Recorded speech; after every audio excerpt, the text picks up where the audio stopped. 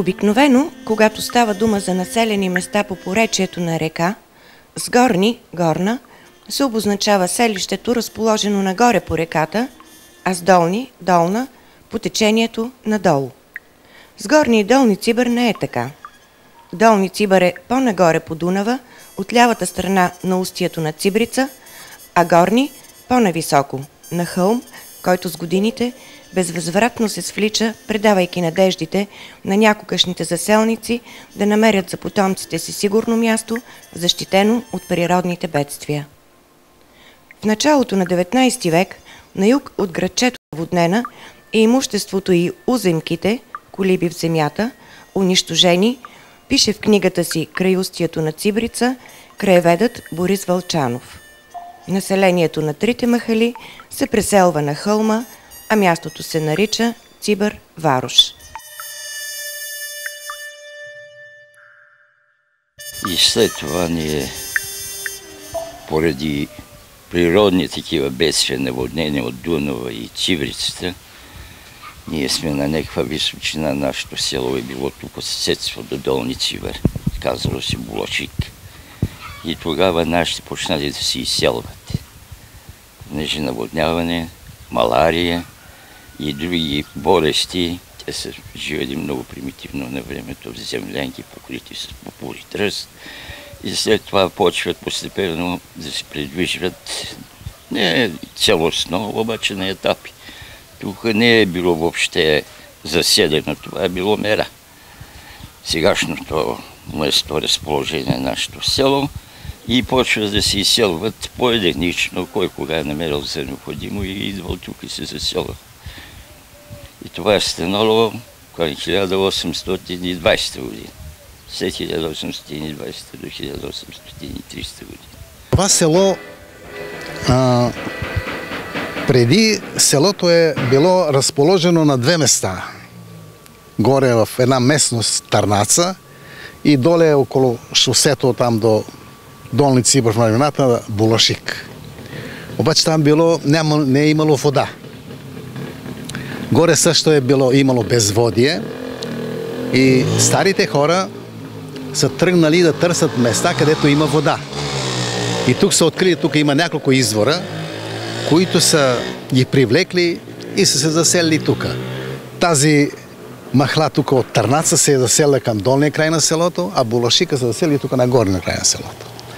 От тук Цибрицата нямаше диги, не беше адигиран нито десно, нито лево брега. И от тук с Цибрицата правеше пакости, носика тук, мостове оттам, всичко се пренасише. И най-важното разни болести. Маларията е било бич тогава. Понеже комари. Комари.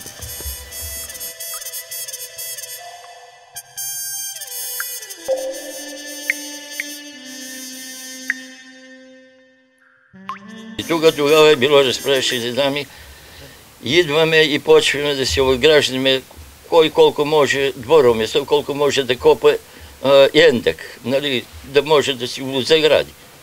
Копа траншеи, ендъци и се загражда толкова колко е могъл. Няма кадастрален план, няма благоустройство, тогава не е имало си.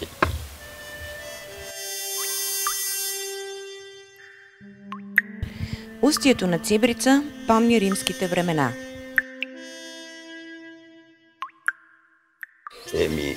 Долни Цибър, он е мост, къде е помпената станция, аз къде работя 30 няколко години. Той е съществената част, той е удължен от един край и друга. Обаче съществената част последва от римско време. От римско време мост. И направо впечатление там. Градене с бетонови такива каменни плочи, обаче какъв разтвор имало тогава, по това време. Разтвора, значи спойката, къде е зазидено камъните, още си седи. Здраво се строяли. Строяли се. Варовциментов разтвор, кое е било, не знам, ама на каква основа как са го правили сме го трайно. То там е било и, нали ти казвам, през турско време, при римско е било като крепост. Тук има и други признаци. Тук по некое место, речем, къде застройката сега по-нататък, при ниски води на река Дунав излизаха някакви бетонови тераси. Това са все съоръжения от римско време тогава. Кой е имало тук, кой знае. Спомените на хората тук все още витаят предания за скрити съкровища.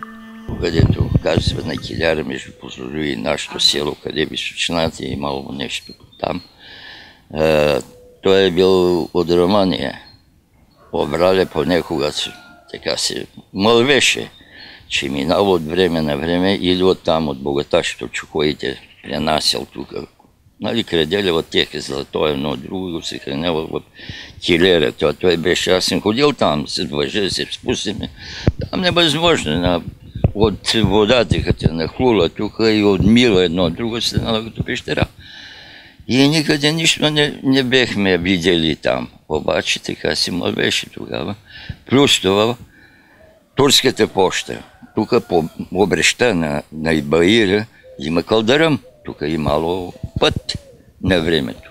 Калдаръм, по мое време, още като се срутяваше тук в Баира, бебеците, калдаръмовите бебеци, камъните пропадаха надолу. И мало тук минавала турската хазна по този път. И се мълвеше така, че той издебнал и ограбил турската хазна. И след това побегнали, пак е скрил. Там много има народ. И от село имаше немерекли. А вие като дете сте ходили да търсите съкровището ли там? Не, просто от любопитство. Не като дете, като младежи. Като ни си говореше така да ходим да видим.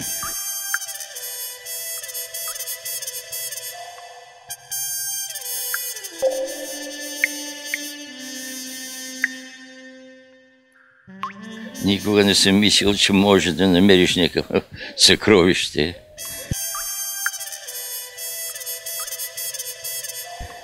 Но има такива случаи някъде. Хората по-тайно скрили нещо след това, след години.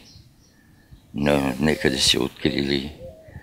Тук даже имаме един случай пак за едни наши. От село, той дедо Велко Станков Нинов. Както е междата между Козлодуй и Горни Цибър, от долинката там, къде е. Той има там, пък така му беше нивите там и парцелата му там. И както е обработвал земята с плуг, орея, едно друго, излезнал от малко от някаква височинка и изкарали нещо, монети в някакво гърнелие, било какво съхранени. И се престорил, че е болен и веднага да тръгне да прегат колата и да се пребере. И децата с него, кои са били, вервали му как баща им е едно друго, прегат воловете колата по-рано. С волове сме работили и се прибират у село. На другия ден отивате и забелезват местото, че там е бъркано и мало нещо. Тогава се тили, че баща му е намерил. Обаче той до последния момент не я каза. След това си издал, като почнал от долници да купува турците, като се изселвали тук и много къщи.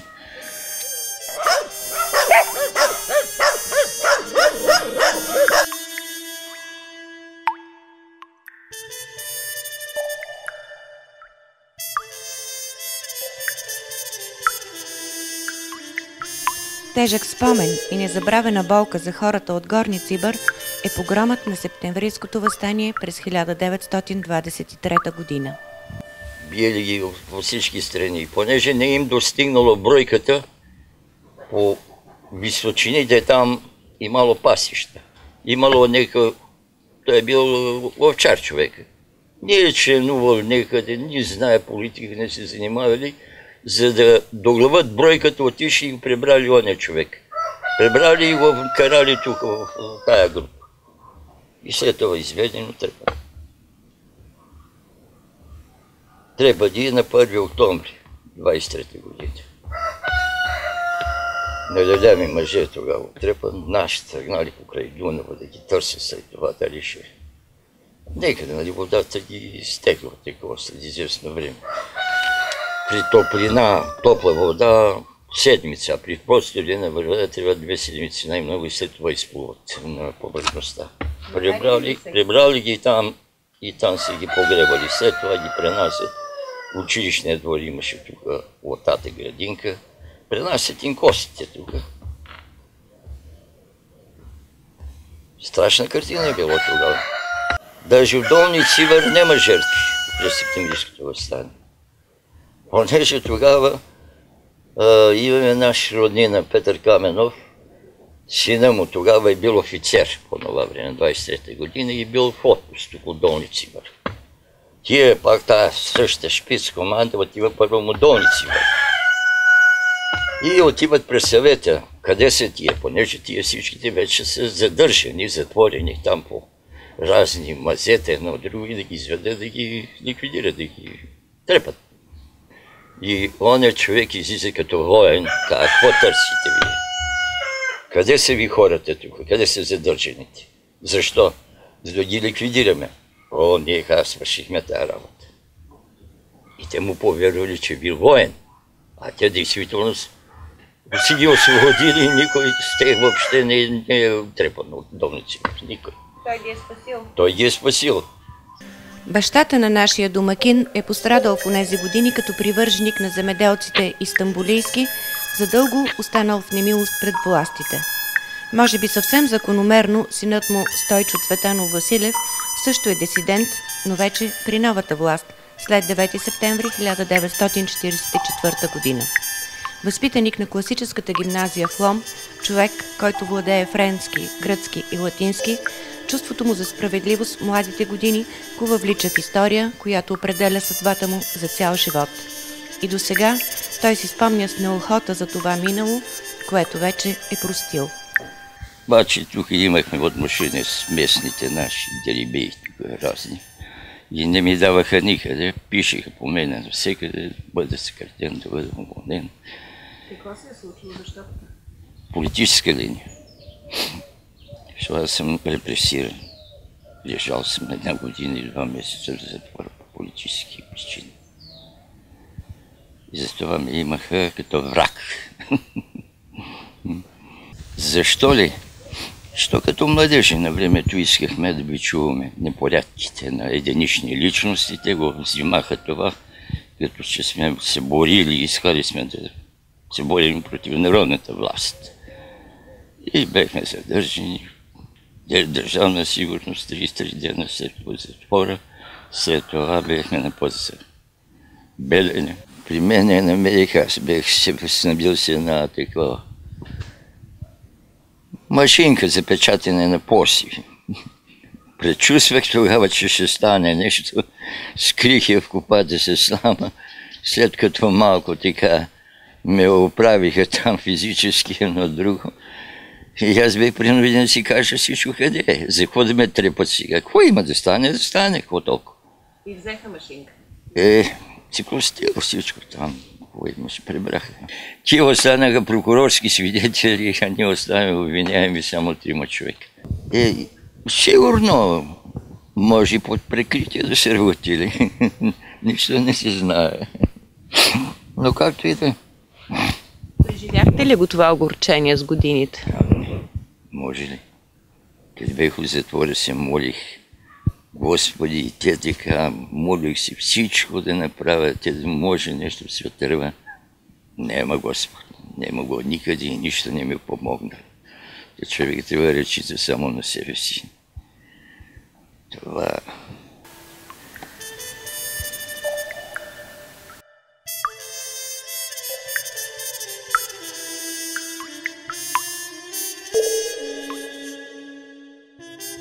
Нали ви казах, да бичуваме непорядките на единични личности сега. Няма да кажа на кого, понеже има още техни потомци сега живи. А? И не е редно. Не е редно. Било, минало, какво повече. Репресиран се чувствам толкова, доколкото са постъпили някои хора, като, какво да ви кажа, просто се престаравали да се издокарват, че са такива, подходящи на властта тогава едно друго, и се престаравали. От това така се чувства репресирана. Иначе от идеите, социалистските идеи, не мога да се оплача и да не съм доволен. Смисъл аз.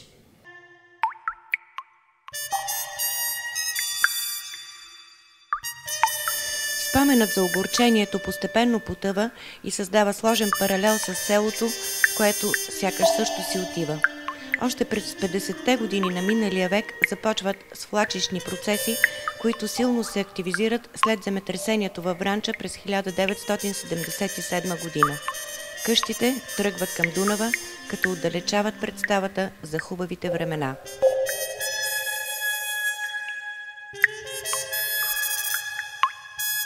Дойдох тук в това село, когато дойдох, беше толкова хубаво, много прекрасно. Когато правеше сватба, някоя булка, не можем да се докопаме да видим булката от народ. И деца и така нататък. Беше много хубаво, много.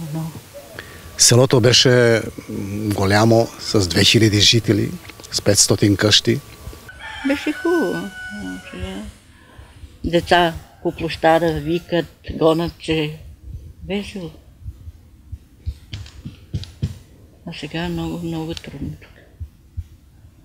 Самотата и това, че няма народ, направо те срива.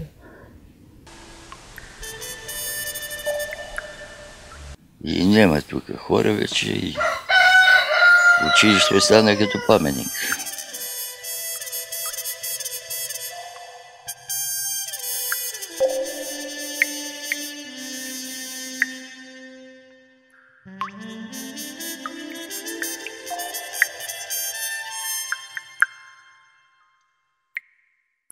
Читалището падна още на времето. Аз съм работил в читалището на 2 години, секретар библиотекар бех.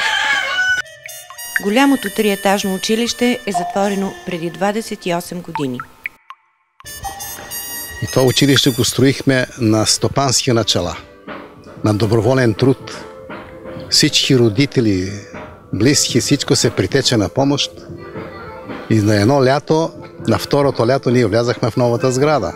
И това наложи селото да реши, под ръководството на управлението, да построиме нова сграда.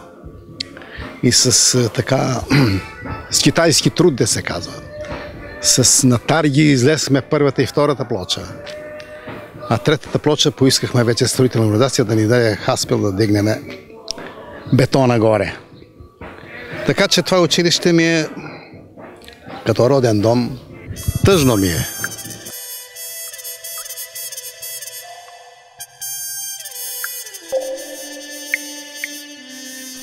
От сградата на читалището е запазена само фасадата.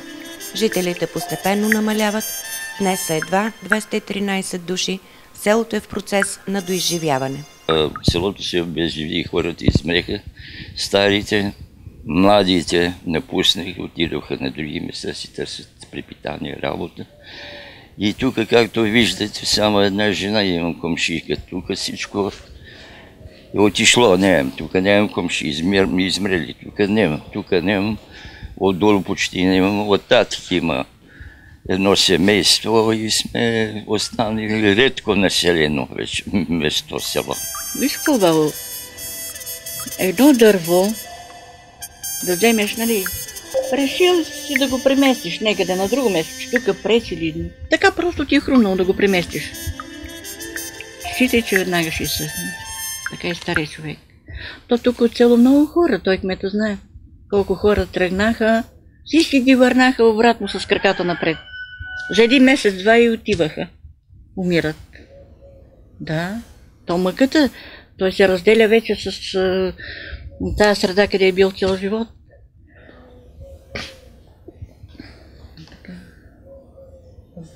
Старо дърво не се изкоренява. Като го засажиш на друго место, то не се прихваща. Може по-бързо да загине, отколкото като си продължи да расте или се разбие.